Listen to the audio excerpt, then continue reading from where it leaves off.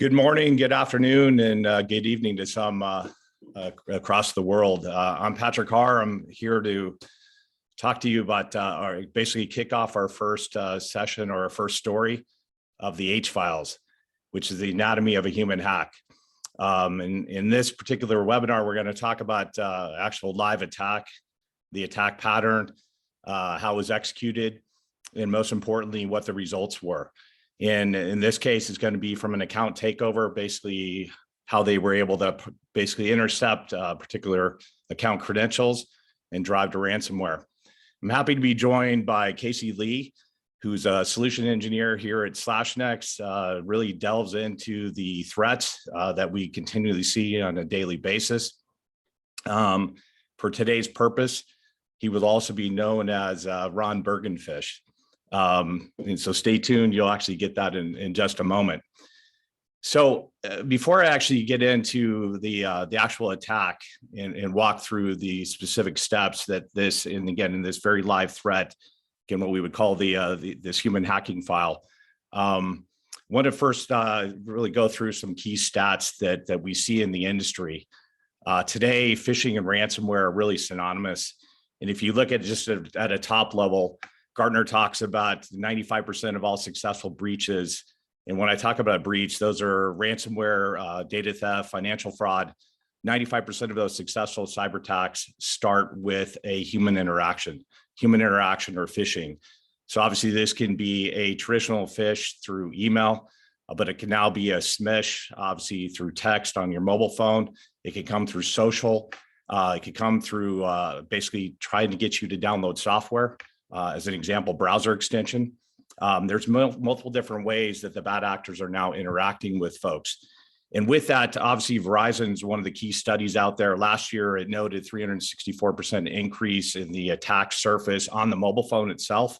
It is a very big attack vector. It's kind of a first stage of a lay-in-wait attack that leads ultimately, again, to ransomware, financial fraud, et cetera. You see some of the other key stats here. Obviously, ransomware is front and center at the board level today, and it's a very key issue. But I think what's very important to understand is how the ransomware starts. And again, as we note here, they start with that human element, that human interaction. In many respects, that's the reason why we call this the H-Files, because it is about that human hack. And if you think about it today, you're very busy, distracted. You're working not just in email, which people think of phishing inside of email. As I said, it really is happening across multiple different communication channels, whether that be on your business side or also your personal front. And as I noted, those are somewhat interchangeable today because we're all working remotely. We're working everywhere. We are that new quote perimeter. And with that, we're going in and out of those business and personal channels simultaneously. So with that, this reason why you're seeing such a dramatic rise in the number of cyber attacks happening inside and outside of email and those social channels, et cetera. And that's why we note some other pieces here. 91% of cyber attacks begin with spear phishing. And ultimately, what does this mean for your business? This does mean, again, obviously a ransomware attack can occur, but also could lead to the financial fraud, right? And as we also note here, $20 billion of financial fraud. Another key element, and this is something we track very closely here at SlashNext, but you can also look at others that are tracking what's going on from the stages of attacks that the bad actors are using. In this case, one of the key threats that's very important to understand is it's no longer that the bad guy or the bad girl creates a let's call it joebadguy.com URL and launches the attack. What they're doing is they're actually going deep inside of Google, one of the free services, or they're going deep inside of Adobe, they're going deep inside of SharePoint, OneDrive, Box, et cetera. And they're actually launching that attack from box.com ////, right? And that is where that threat lies. So if you think about this for a moment, why is that important? If I've trained my users to look at the domain as one of the key elements through security awareness, and I could easily recognize that domain is bad, I obviously report that to the abuse inbox, or I report it through some other channel, and obviously do not click on that particular threat. But what happens if it actually shows that it's coming from Adobe, or shows it's coming from Google or AWS, or it's coming from Microsoft?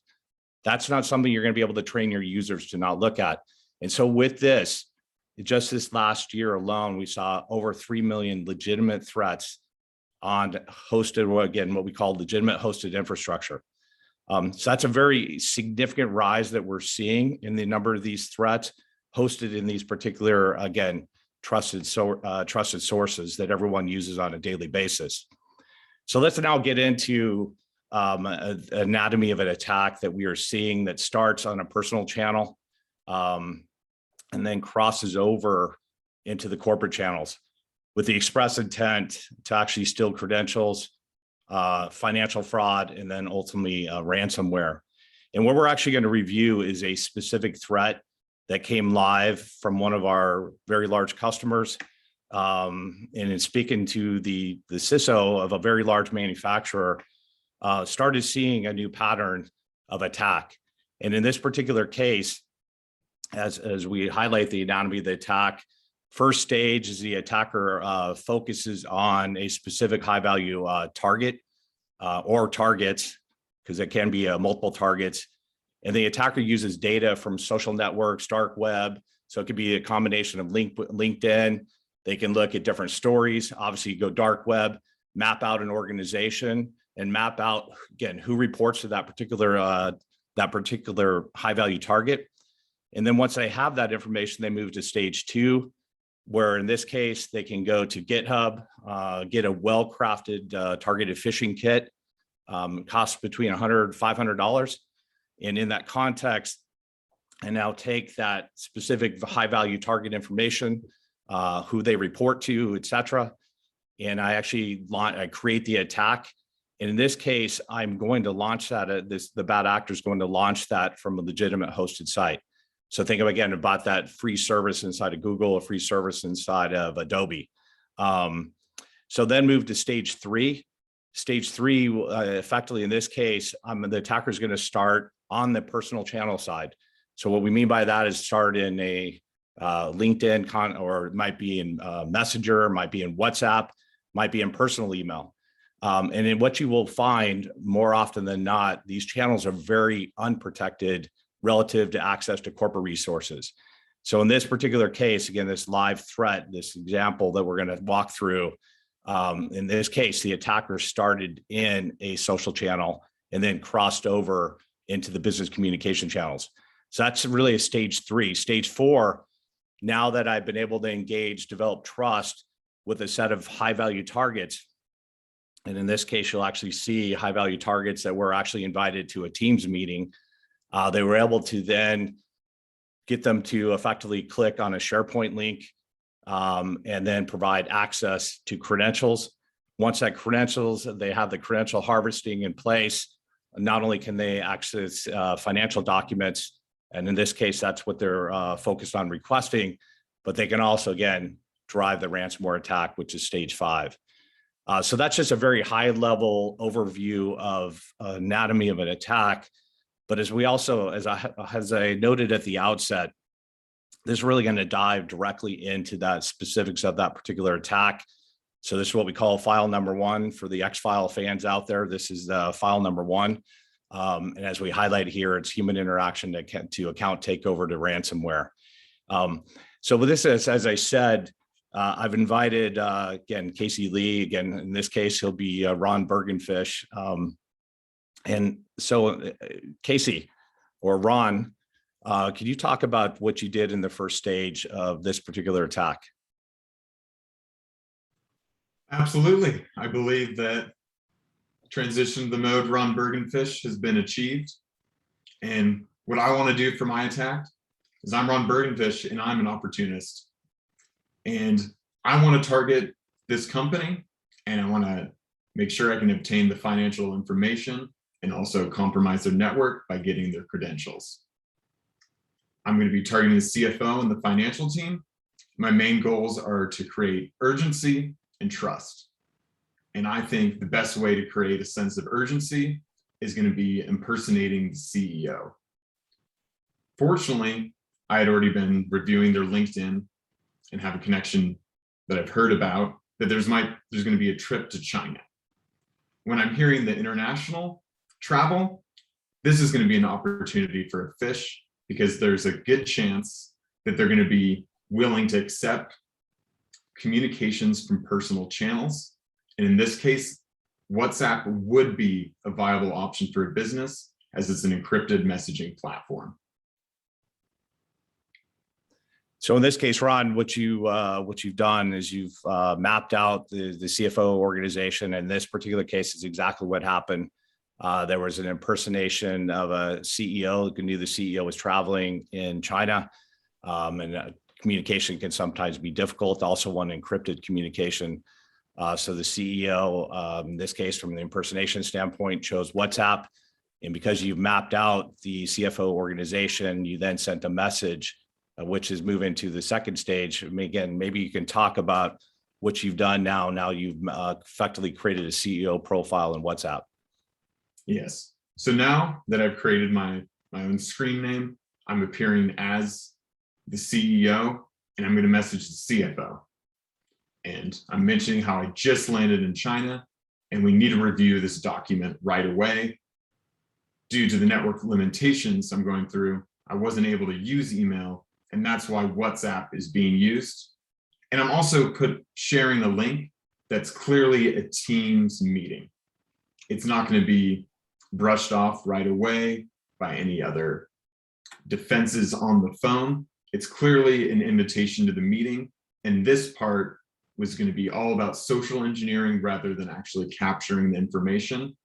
Because if I can get all the CFO and all of his team members on this call, that's going to be my best shot to convince them that I'm in fact the CEO, not the hacker Ron Bergenfish. Perfect. So again, just to recap here, Ron, what you've done is you've created a CEO profile on WhatsApp, knowing that that the CEO is actually traveling in China. Use WhatsApp as an encrypted communication channel. And because you have the high value targets you mapped out in the CFO side, you've now sent the invitation to the CFO team with a request to meet on Teams. Again, this is an actual attack that did occur. So it's not something we're actually doing a made up exercise. So in this context, again, you've now invited him to Teams. Maybe you can now highlight what you're doing in stage 3. Okay. So for the example, say, let's pick a CEO's name. How about Patrick Harr? Patrick Harr is the CEO of this organization, and I'm on the Teams call. This is my chance. I have the active listeners, and I'm going to be able to deliver my URL by convincing them that I am the CEO. Well, easy first step.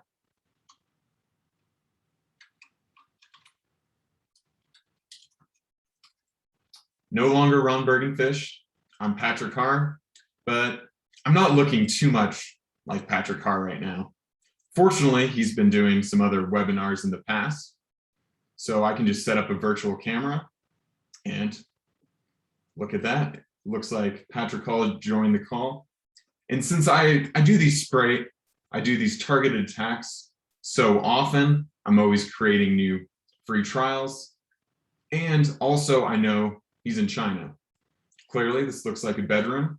So simple background blur, no watermark, and no location information to tie Patrick to where he is right now. And since it's a virtual camera, I'm actually able to play a recording. I'd already slowed it down. It looks like it'd be disconnecting. Video could be going in and out. And what I want users to do is prompt, just like you would in a normal meeting. It would be, sorry, Patrick, you're muted. We can't hear you. Maybe we'll try again. This video is actually on loop. I have all the time in the world to create that sense of urgency in the chat, because they're all attentive listeners trying to wait for what the CEO has to say. And using this vector in the message box is where I'm going to deliver the actual phishing attack.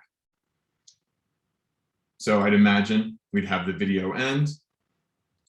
And this is where I'd use the chat box to deliver the attack, which is going to be hosted on a SharePoint link. So in the chat window, I would send out this example. And if they were to click on the link, we'll show you what the lure pages would look like. So again, pretty creative. And as I was mentioning, Casey/Ron, this is actual live attack in this particular case.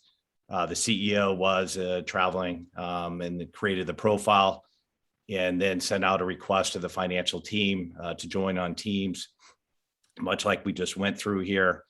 And there was several people that did join that Teams call.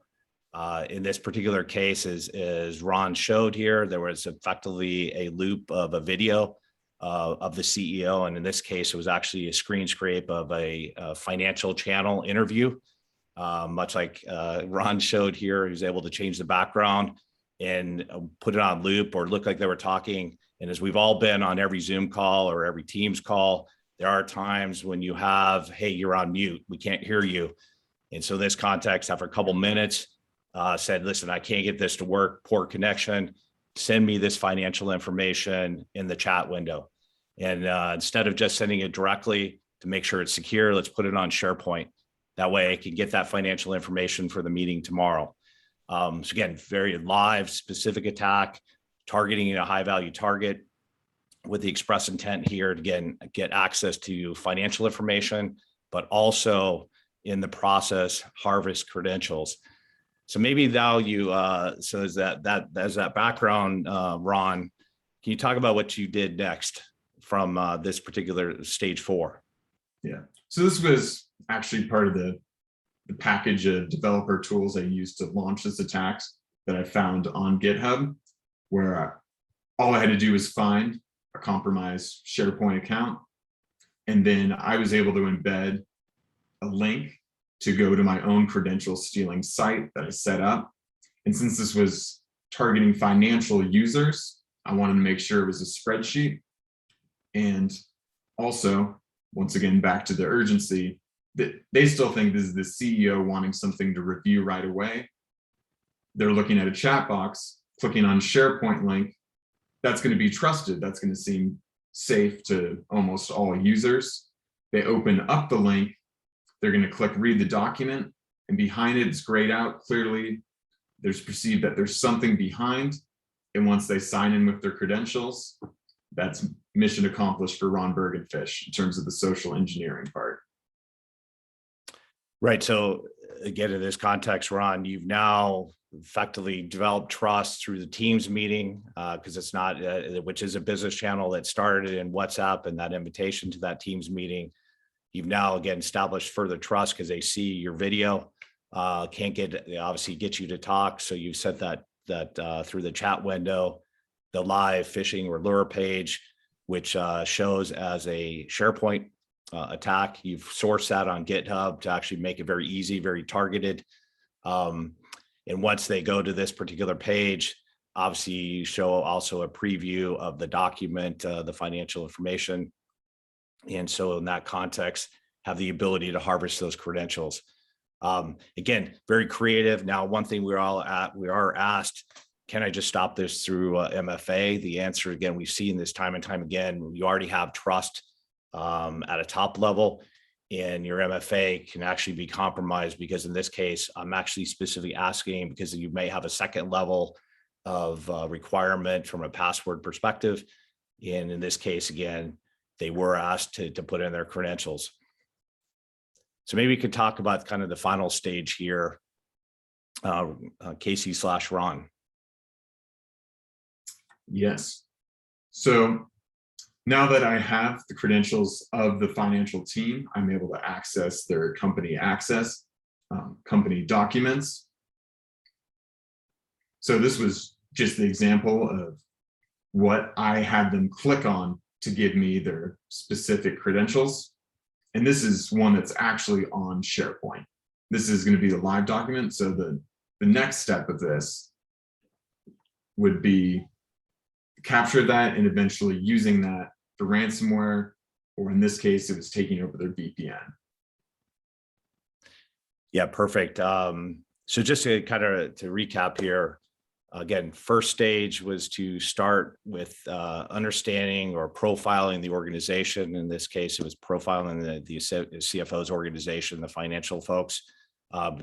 In this, you did this, Ron, through getting access to LinkedIn, mapping out that information, take some other corollary information on dark web, also research to understand that the CEO was traveling in China. Second stage was to actually create the WhatsApp profile and do the invitation to the Teams meeting. So very typical type of aspect.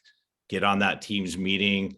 By the way, Ron, I think I look better on the replay video than the actual video here. So thank you for that. So in this case, did a screen scrape of a financial interview on one of the channels and did effectively a loop back. As we noted, there was mute. We've all been associated with that. You're on mute. After a couple minutes, send in that link in the chat. Send me the financial information for my meeting tomorrow. It's urgent.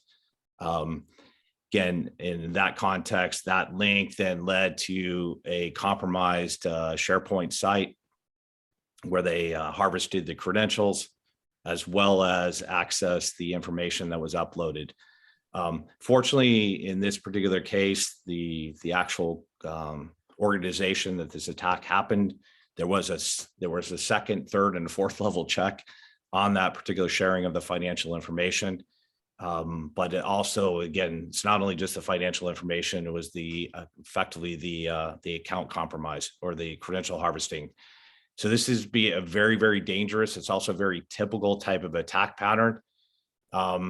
And as you noted here, Ron, kind of stage 5B of this, not only did they access that financial information, potentially access that financial information, but they were able to harvest the credentials to then do lay in wait for other things. So what you highlighted here, what did you do here? Well, once I was able to get their credentials, I had the ability to access the VPN and then encrypted their files with ransomware. Right. Again, very typical, I would say, new stage, multi-stage attack. There is not a single, exact pattern, but clearly one pattern that is common to almost every single ransomware, every single financial fraud, every single data breach. It starts with that human element. It is about now the human hacking that is occurring. And human hacking, as we broadly define this, is, again, some form of interaction through any messaging channel. That could be, again, email, it could be SMS, chat. It could be, hey, through your browser, access this particular site to maybe a support scam, as an example, to try to get you to help you fix your computer, put this particular browser extension. There's multiple ways that they're hacking humans today. I should also note, it could be call this 800 number immediately because your account got compromised. And it looks like a number that came from, again, your particular company and your IT team. So there's multiple ways they're trying to interact with humans. This is a human threat problem now. This is not necessarily a machine problem. And if we think about that just in context, we as humans are infallible. We're the weakest link in any security because we're distracted. We're working on multiple things at the same time. We're in and out of our business and personal life at the same time. And think about that even more magnified in today's modern workforce versus where we were a couple of years ago, where everything is digitized, everything's accessible. And more importantly, with that as a context, I would argue that your current security stack is not sufficient. So the key takeaways from this particular attack, but also more in general, these attacks are real and they are growing in the social and personal communications. I am asked, why should I care? Why do I care about what happens in WhatsApp, Signal, Telegram? Pick your poison on any of these messaging apps that use encrypted communication. The reason why I should care is because those are common tools that I am using, not just in my personal life, but even in my business life. And as we highlighted in this particular attack, since the CEO was traveling in China, there was credibility. And also there's credibility in the fact, because I've traveled to China multiple times. My last company, I actually had a large development team there. And I would actually use WhatsApp in this as an example to communicate back here into the States because I wanted encrypted communication. So these attacks are real and they're growing in the social and personal communication channels. And that has very much the opportunity to do what we call a crossover or a lateral move to the corporate resources. And in this particular case, that lateral move was over into Teams. So very legitimate, very valid. They didn't say it right at the outset, send me the information. They said, join me on a Teams meeting. So think about it. Would any of your security tools catch that today? More often than not, no. And so with that, the second key takeaway I would highlight, your current security stack has pretty significant gaps. Those gaps typically will lie in the browser, which is kind of that window to the world. It's that new OS. But think about where I'm accessing all my SaaS apps, my personal apps. I'm on my PC, my Mac, or Linux device. I'm doing that through the browser. That browser is the gateway. The bad actors know that. They also know that your endpoint security effectively starts, more often than not, starts and stops at the host. It's not going into the browser itself. So why do you need to actually protect the browser? Because it is very unprotected today. Second is on the mobile side. We're all on the mobile phone all the time. I'm on this more than I'm actually on the MacBook. And so in that context, I know, it's a smaller screen size. It's effectively a better attack surface as a bad actor. So I can message you through WhatsApp. I can do it through LinkedIn. I can do it through Messenger. I can go in and out of business and personal apps. I can also send you a text. A lot of studies done, I'll give credit to this at Proofpoint, highlighted that SMS is the second most trusted communication source. And actually there was another security awareness training that was done with one of the companies I know, where they sent out an email phish as a training awareness lure. And then they sent out an SMS to the exact populace, the same exact populace. There was a 4x click-through rate on the SMS. So if you actually want to take that as an example, SMS is even more trusted communication source. Even in the healthcare space, doctors regularly use SMS as their primary communication, effectively vehicle versus email. Why? Because it's faster, it's immediate. And that's the reason why Epic, Cerner, others, the actual healthcare apps use SMS. So again, very, very trusted trusted communication channel. The bad actors know that. So again, your current security stacks are gapped both in the browser and in mobile. I would also argue that even in your email, you're still gapped. And that's third key takeaway. The reason why they're gapped is because in this case, as we showed, this was not some, again, joebadguy.com domain that you could train your users to basically ignore. In this case, it's SharePoint, sharepoint.com ////. That is where that deep attack lies. And again, as we've seen with most security tools, and when I say most, we're 95% plus are not tuned to deep forensic analysis, basically using AI, artificial intelligence, to look at behavioral analysis of what's going on that particular page. And I would say this as a very matter of fact, if you're not using deep behavioral analysis, deep AI, you have no way to actually find these attacks anymore. In many respects, the bad actors are using bots. They've automated the heck out of these attacks. They've gone to, as we highlighted here, to GitHub, source it, well-crafted, done their research, and they again launch it from the legitimate hosted sites. So unless you're basically fighting machines with machines, there's no way to actually stay ahead of the curve here. So those are the three key takeaways. And I just want to highlight a few other things. Very typical. This is a very typical kind of security stack that we see. And I was noting on the left-hand side, used to be the days of phishing was synonymous with email. And in fact, it was actually basically a phish, try to get you to do an account compromise, meaning give your credentials to, again, delivered through email. Very easy to basically do security awareness training to say bad domain, bad dialect, bad logo, ignore, or send to the abuse inbox. But number one, the number of payloads in phishing has dramatically morphed. That's the reason why we call this human hacking, not just phishing. Because in this context, I have fraudulent type of aspects. I'm trying to do social engineering. Social engineering obviously can be, hey, call this particular number. I actually encourage you, if you want to take a funny look at something here for a moment, let's make it lighthearted. Jimmy Kimmel actually had someone go out on the street and highlight how easy it was for users to give up their password. Why do I highlight that? Because if I get you on the phone, right, through a social engineering, through an SMS, get you to call, there is no security defense against that actual human interaction. So these payloads have dramatically morphed, and they're happening across all the channels of communication, not just email. So with that, obviously the typical security stacks in the middle, I have a SEG, and now I'm also getting more cloud security with Microsoft 365. I can have Microsoft 365 with E3 or E5. But that's one form of security. Second is I will typically have a firewall in place. I'm also going to, more often than not, going to have a proxy in place. And more often than not, I'm also going to have a SIEM. And gradually, we're also seeing the introductions of SOARs. So that's a typical security stack. There's obviously other things in the middle and the network. But as you'll see here, not only do I have that security stack, but from a user perspective, I may have CrowdStrike, I may have SentinelOne on the endpoint. But what happens if I'm actually bypassing that security stack at the bottom?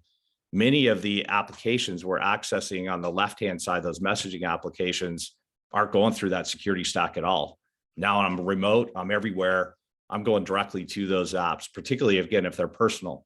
So what we argue is that on the right-hand side, I, as a user, again, from a mobile perspective or browser, am very unprotected against these threats. A, I'm not going through that security stack. B, one thing to note, that security stack typically is tuned to look at two things on the attacks on the left-hand side. Number one, signatures. Number two, trusted domains. What happens if it's coming from that attack is coming from the trusted domain, right? If it's coming from Google, these tools are going to trust it, let it through, because it has the highest domain score of all. So that's the reason why we'll see up to 60-65% of these attacks get through that security stack in the middle. Second, they will completely bypass that security stack and get to those users at 100% of the time if you have no protection on that mobile phone or on that browser. So what we do here at SlashNext is we actually cover the gaps in your security. It's a layered approach where we have a browser extension that plugs directly into the browser, all the browsers, and second on the mobile phone. So with that, you now have a complete layered security stack that stops these threats, A, that are sourced through your corporation, but B, that come outside the corporation that have the potential to go back into the corporate resources. So that's what we call our complete multi-channel user protection across email, web, mobile, and yes, the API.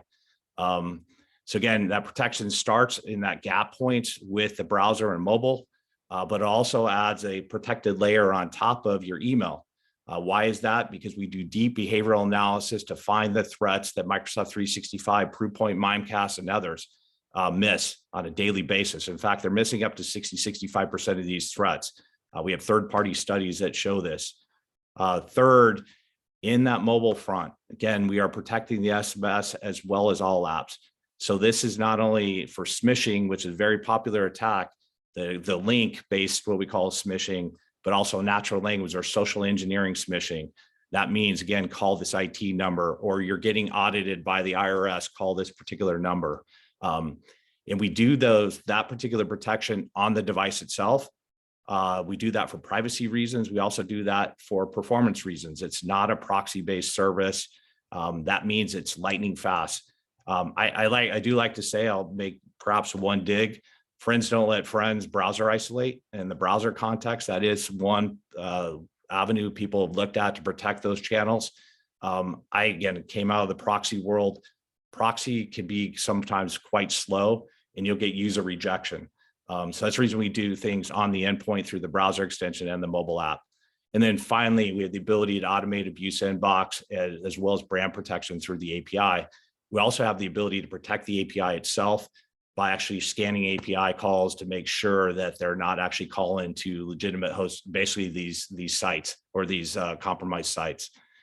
So what we'd say here is you can start a trial today and really take a view of what the threats are currently get through your current landscape. We have the ability to do an assessment of your email environment or look at your logs and tell you exactly what your users are going to.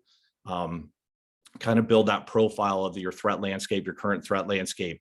Second, you can actually put the browser extension on the mobile app, or actually try it through email to do live scanning to show exactly what's getting through, not only what's getting through, but how you protect yourself. Give a dashboard of these live threats by user and by type. And so with this, I'd like to open it up to any Q&A. Again, the purpose of these H files, and we'll continue to do this, is actually dive into specific attacks that happened out there in the customer community. Again, these are not made up threats. These are actual attacks, and more important, multi-stage attacks, and how the bad actors are trying to compromise users today. So Lisa, do we have any questions out there? Yeah, the first question is, what if we make sure there are no WhatsApp chats that and that we keep work communication limited to Outlook and Teams only? So I think that's, I'll bring up a couple points here. There was actually, so I attended even during COVID, we had a chance to attend a live event here in the Bay Area, where there's about 200 CIOs, CISOs, CTOs of the leading companies around the US. And in that context, one of the big conversations was around the Great Resignation. And I'm going to bring this up because the Great Resignation is highlighting a few things. Number one, if you're not providing the tools necessary for the users to do their jobs, they're actually resigning and moving to another company. And this again was a very big discussion point amongst these professionals.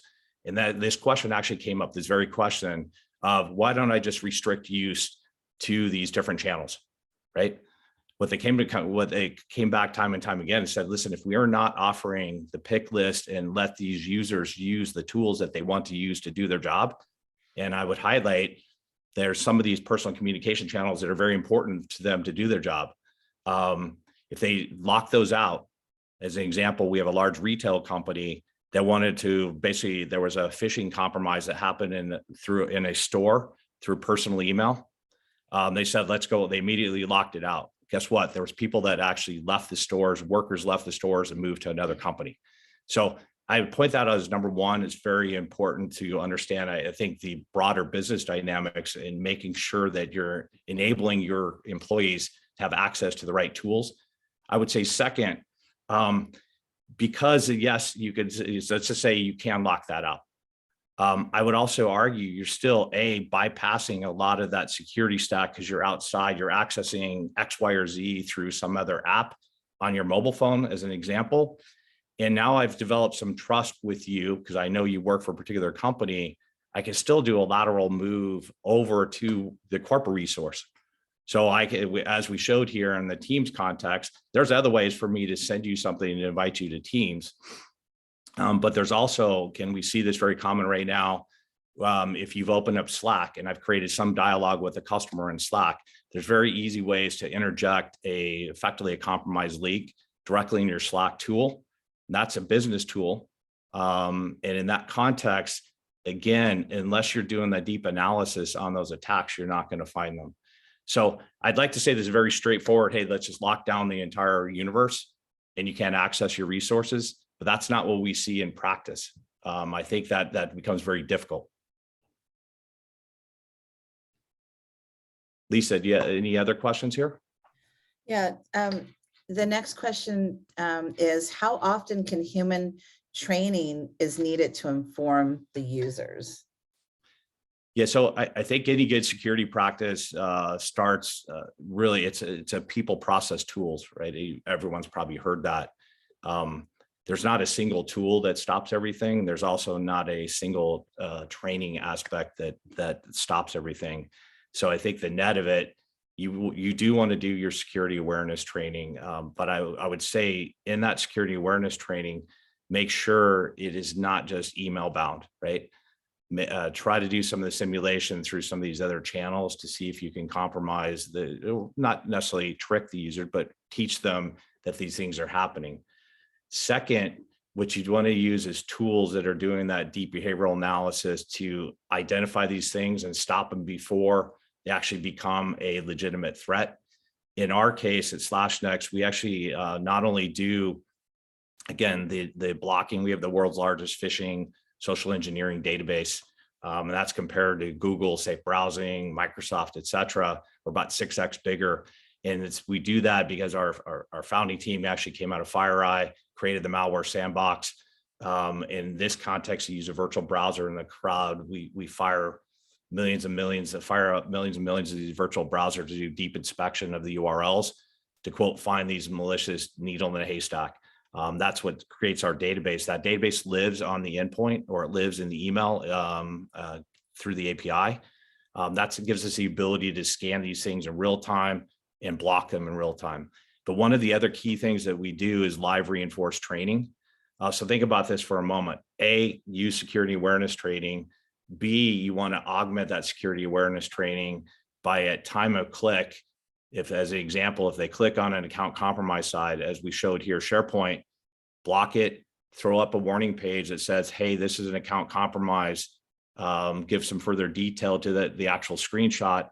And what we found by using the combination of both computer-based training and simulation with live reinforced training, you get a significant statistical reduction of the click-through rates with these threats.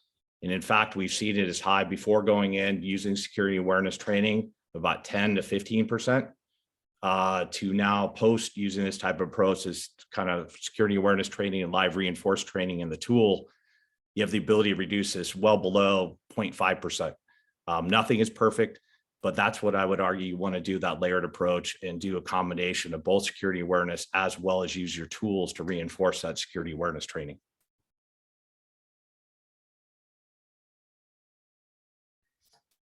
I have one more question. Okay. I think we have lots of questions today. Let's see if I can, it says, security. So this one we might have to answer offline. I'll move to the next one. So what would you recommend then? Are you recommending browser protection and mobile protection? Should we choose between one or the other? Yeah. So at a top level, I would recommend complete protection, right? That 360-degree protection. This is obviously, and this is not meant to be a commercial for SlashNext. But my team has been in and around the industry, right? As I highlighted in malware, we've been in other areas, proxy security. And what we see with these new attacks, right? These leading edge human attacks, they do, again, start in these first stage, whether it be in the personal or in the business communication channels. They'll start in the mobile side, or they're going to start in that browser. Both of those are very unprotected today. Yes, there's been this concept of mobile threat defense, but I would argue if you really get under the covers, they're not doing that deep analysis. So it really is not great protection against these threats. You want to be able to protect all apps, and you want to also have basically natural language processing running on the SMSs itself, because it's a combination of link as well as that natural language attack that are very, very, you're susceptible to. In the browser, if you think about your endpoint protection that you have today, that endpoint protection is going to be typically at the host. There may be a browser extension. I know one company has a browser extension, but it's actually looking for some more drive-by type of attacks. But what you're very unprotected against for that user in the browser is access to all these communication channels.